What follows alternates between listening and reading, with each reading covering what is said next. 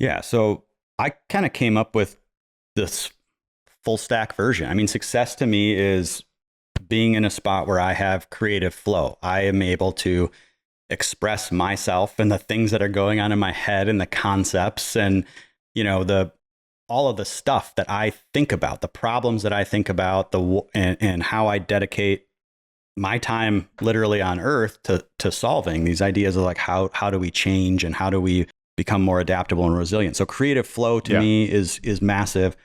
Powerful health in all aspects. Like, what does it mean to be healthy at 80 years old, 90 years old, being Yeah. able to pick up my grandkids and those types of things.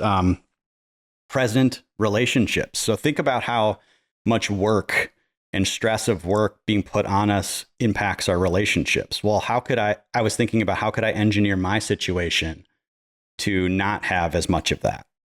And then unbreakable spirit is just something that I've kind of coined. It's like that spirit of hope and possibility and being infectious with people.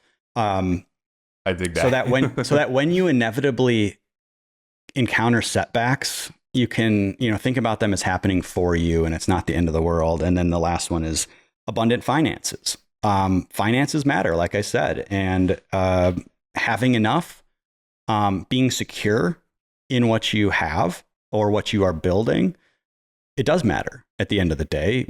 I want to go on vacations. I want to be able to give my kids the best life that they can. I want to, I like stuff too. So being able to have those abundant finances, and then with that, vision of what success is, Yeah. then my next question, in my head was, okay, well, how do I engineer that? What are the parameters that I need, and what's the person that I need to step into being in order to get there? Yeah. So I think a lot of the people I've spoken to, a lot of people listening to this podcast are at a crossroads in their career. I know that back in 2018, there was a lot that you did to figure out your own journey. So I want to talk about this concept of advantage mapping. Yeah. This is something that you, I think, explained really well to me in our last conversation. But what is advantage mapping? Let's talk more about that. Yeah. So I want to set the stage. I mean, 2018, how old was I? 38, something like that. I got 3 kids. I've had a deep career already. I've been in finance. I've been in some like high growth startup situations, and then I've been in corporate. I'm like, I got to do something new. So I had the feeling, right? And I'm looking at what success is, and I kind of define it in this way. And then I'm like, I really don't understand me. I don't understand me, what I'm uniquely good at. What is the intersection of power and influence and creativity that I have deep in here? Like I hadn't been able to let it out. And because I was in finance, I studied a lot of great investors, and Warren Buffett and Charlie Munger are among the best for just wisdom in general. And Warren Buffett has a concept called circle of competence. And basically it's know what you know what you don't know, and stay around the stuff that you know. And I thought about that, and I'm like, that makes a lot of sense, but competence isn't the only thing. When we're talking about life, I thought about it from the angle of, well, how does a trader come up with an edge? How does a trader come up with a thesis and a advantage where they feel like they have stacked the odds in their favor of winning or of making money or of creating whatever it is that they want to create? Because no single investment is guaranteed to work. And so how does this happen? And so I started thinking about, instead of competence, I started thinking about advantage. How do we take what we're good at, understand it, and then leverage it on our pathway? And so I looked around a lot for like programs or coaching, and there's things like what's your zone of genius and your ikigai, and there's a lot of different frameworks, but I just felt like they were incomplete, at least for my story. So I just started mapping this out. I said, all right, well, how can you create advantage? And I came up with basically 8 ways, and maybe there's a lot more, but at the time, and I still haven't changed it. So, but basically 8 areas. So, and a lot of these I had neglected. So Curiosity, just being able to follow your true curiosities gives you an advantage over someone who is just doing something because it's the cool thing. They're taking the default, right? They're saying like, oh, startups are cool. Like maybe I can make a lot of money there. But if they're not actually curious and energized by them, you're going to have an advantage just right off the bat. Okay. So how else do we stack up?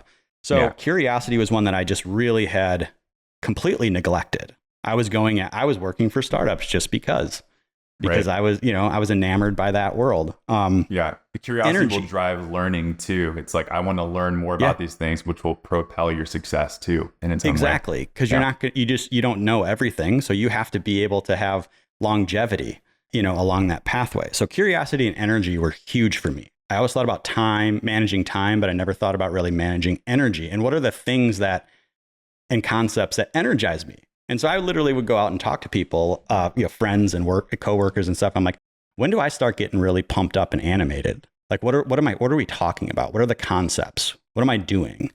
And I got a lot of feedback that way. So curiosity, energy, expertise, obviously your skills, what you have acquired over in your career, those like kind of hard skills. And then I broke out aptitudes as a separate one, which is more like things that are just innate. Like, what are you just innately good at? I mean, you can have expertise in that, but math or talking to people or having empathy, like some of those things are just innate to you. Your personality.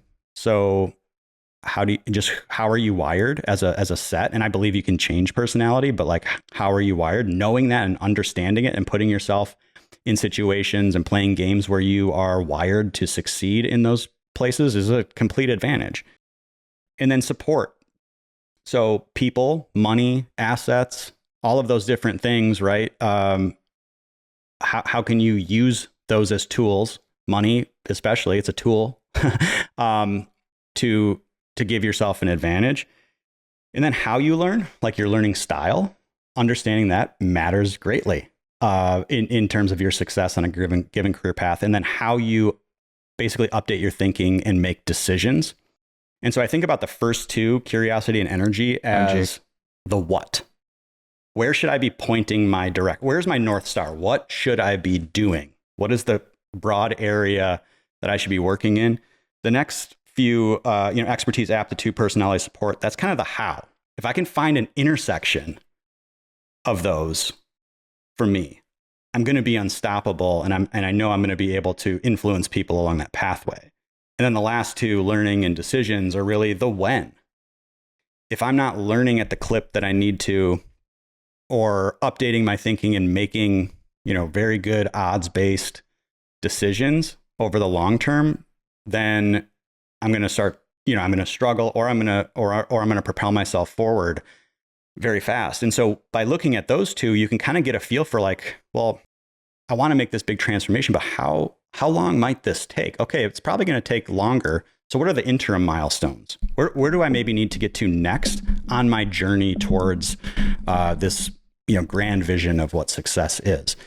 So when I mapped those out and kind of created that stack, I felt like I was much more able to articulate that kind of secret sauce within me. I found areas that, like speaking, for instance, hosting a podcast, like I never would have thought of those things, but for going back and talking to people and them telling me what lights me up and what I'm good at and understanding my personality. Like, I'm an introvert.